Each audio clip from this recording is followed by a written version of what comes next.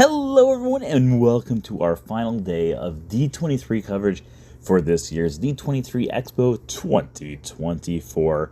Today what we're going to be talking about is the Disney Legends ceremony, but not really going through the ceremony itself, but we're going to talk about the actual Disney Legends Award and who was honored and why they were honored, because I've seen a lot of people online who are just confused on why the people were there this year.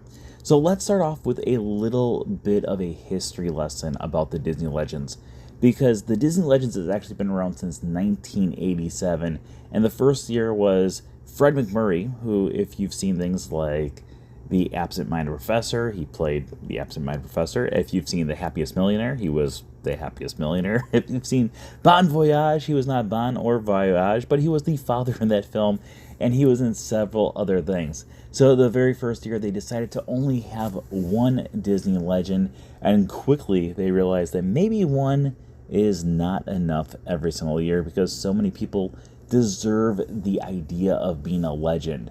So 2 years later, they had the second group of legends, which consisted of the 9 old men, Walt's famous animators, plus Ub Iwerks, who also helped create characters like Mickey Mouse, along with Walt Disney.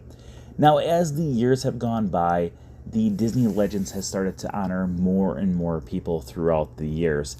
I've actually been able to go to a few different D23 Expos, and during those expos, they always have a Disney Legends ceremony. I was actually the very first ever D23 Expo, and I don't think people knew what to expect, because my dad and I went straight to the Legends ceremony. It was the first thing at the entire expo, and we got there and no one was there. It was like no one really understood what a huge deal this was.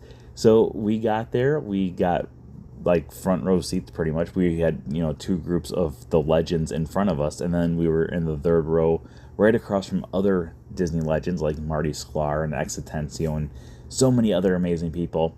But that year, we were able to watch people like Betty White get inducted because of the Golden Girls, and Robin Williams, and Leota Toombs, and Tony Anselmo, and so many amazing, amazing people. But when I talk about Betty White, I think it's important to talk about the fact that, yes, these are Disney legends, but there is so much more to Disney than what a lot of people think about. Because when people think about Disney, most likely the first thing they're going to think about is either the theme parks or maybe the animated movies or some of the live action movies like Fred MacMurray would have been in. But there is so much more with Disney. There's things like ABC, ESPN. There is several different divisions now with Marvel, the Muppets, Pixar, etc., etc., etc. So when they would go through and talk about different people who were becoming Disney legends this year, there was a few that some people I talked to just seemed kind of confused. So let's go through the legends this year and kind of talk about what they have done in Disney history and why they would actually go through and become Disney legends. So our first one will be Colleen Atwood. Colleen Atwood is actually a costume designer. She's actually the first movie costume designer on this list. We've had other costume designers, but not for live action specific movies. It's a complicated thing. But Colleen Atwood is probably best known for Disney fans for doing things like the costumes for Alice in Wonderland, for Dumbo, for Lady and the Tramp, and a bunch of other live action films. In addition to that, she has also worked on other projects for Miramax, which is a Disney-owned thing, and Touchstone, another Disney-owned thing. Actually, both of those were created by Disney too, and several other costume designs that she's done for different movies. She has a very, very impressive resume of all the different films that she's worked on, but now, as of today, she is a Disney legend. In addition to that, we have Angela Bassett. Now, Angela Bassett is a pretty famous actress, and she has done several different things throughout her career, including things like Malcolm X and What's Love Got to Do with It? Well, the movie. How Stella Got Her Groove Back. But we also know her and love her in the Disney family for her work with Marvel, especially as the Queen in Black Panther Endgame, Black Panther Wakanda Forever, and several other things. She was nominated for an Academy Award for her role, but yes, she is now a Disney legend as well. And also, while we're going through and talking about some of these people like Angela Bassett, she's also done other work for these other labels that Disney owns. So a lot of people kind of go through and overlook them, but they really should not. Our next person on the list is Martha Blanding. Martha Blanding is probably a person whose name you don't recognize. And that's what I love about the Disney Legends thing, because every year they throw a few people out there who the general public's like, okay, who is this? We don't know who this is. So it doesn't really matter to a lot of people, but then you hear their story and you realize these people are just as special, if not even more special, than some of the big name people that we've heard of throughout the years, like Robin Williams or Betty White or even John Williams or Frank Oz, different people who've been there for this year as well. But Martha Blanding is part of the Parks and Resorts division of Disney, aka she worked at Disneyland starting in 1971, where she became the very first ever Black VIP tour guide. And then she also went on to form a group for African American people and their allies in the Disney company as well. And she's done so many amazing things for leading the charge of diversity in the theme parks and making sure everyone has an opportunity to grow inside of the parks. Overall, a true Disney legend that most people just didn't know about before today. In addition to that, we have James L. Brooks. James L. Brooks is one of those people who I grew up with. I knew his name instantly when I saw it. However, I know a lot of people probably do not recognize his name, but if you are a fan of The Simpsons, like I was for most of my teenage and younger age years and even post-age years, I don't know post-ages, but James L. Brooks is one of the creators of The Simpsons. He's been a writer on there, a producer on there, and he's done his voices on The Simpsons as well. Of course, Disney did purchase Fox a few years ago, and when they purchased that, they are now the sole owners of The Simpsons. So James L. Brooks, a true legend in the television world and now a true Disney legend as well. We also got James Cameron joining the Disney legend family this year. Now James Cameron has been famous for so many different movies throughout the years. Things like The Terminator and Titanic and other movies that start with the letter T apparently. But in addition to those films, he has also created things like Avatar. Now, again, going to the idea that Fox is now a Disney-owned property, a lot of people have kind of said, yeah, well, just because Disney now owns Fox, you can't make him a Disney legend. This is like the big thing I've seen online today. I know you're thinking, yes, it doesn't seem like that's a notable thing, but then look at Disney's Animal Kingdom. He was the person who helped create Pandora. Yes, he might not have been the Imagineer in charge, but he was on deck all the way from start to finish for that land and making sure that it was perfect for every guest to go through and have a fully immersive experience. So James Cameron, even though he is credited with film, I feel like he also should be credited with the Parks and Resorts division as well. We also have welcomed Jamie Lee Curtis into the world of Disney legends. Jamie Lee Curtis has done several different projects with Disney, but some of her more famous ones, of course, are Freaky Friday. They just announced Freakier Friday on Friday during the movie panel. And then, of course, she's also been in things like the Haunted Mansion films as well. So, Jamie Lee Curtis, welcome to the Disney legend family. We also got Miley Cyrus. Now, this is another one that a few people, when they first announced Miley Cyrus becoming a Disney legend, I saw a lot of backlash online, and I don't get why we got backlash online, because Miley Cyrus is in every way, shape, and form a Disney legend. If you watched television or if you knew anyone who was a teenager or younger in the mid-2000s, there is a very high chance that you knew the song or the words of the song The Best of Both Worlds, and you knew all about Hannah Montana, and you knew all about Miley Cyrus. And she did not just do Hannah Montana, but she was also the voice in the movie Bolt. She also worked on several other films, including, of course, the Hannah Montana movie. But she started off at Disney, and she is still going strong to this day. But back in 2005, she truly became a Disney legend when she first stepped onto the television screens as Hannah Montana, and then just kind of steamrolled through the world after that.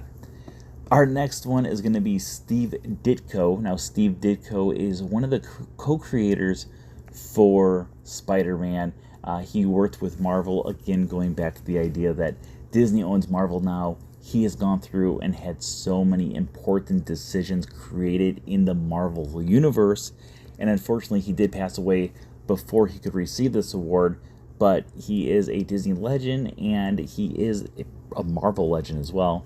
But he has gone through so many things and so many great creative storytelling processes to bring the world of Spider-Man and so many other amazing superheroes to life. So naturally, he's a Disney legend now as well. Harrison Ford is going to be our next one. Harrison Ford has been in more movies than I think most people can imagine. Of course, Indiana Jones, which of course is now owned by Disney. Star Wars, which of course is now owned by Disney. Things like American Graffiti, I don't know why I would go to that one, because that's just such a old George Lucas film that came out back in, I think it was 1973. I could be wrong. I could be right. I'm not really sure. But he has gone on and done so many different films. Again, not just for Disney, not just for Lucasfilm, not just for so many different things. Now he's going to be in a Marvel film as well. But he has been in other films that is under the Disney Miramax and Touchstone labels. He has been a part of the Disney family for a very long time. So again, a film legend, a D23 legend. Our next one up is Mark Henn. Mark Henn is one of those people who, unless you're a huge animation geek, you might not know who he is. However, he has been a part of your world for a very long time. And the reason I say it that way is he is the animator for characters like Ariel, for Tiana from Princess of the Frog, Mulan, and so many other characters throughout the years. He is an animation legend, creating the life that has brought so many characters to life. Like, he has brought so many characters into the forefront. If you think about some of your favorite Disney characters over the last 30 years, there is a pretty high chance that Mark Henn may have been the animator for it.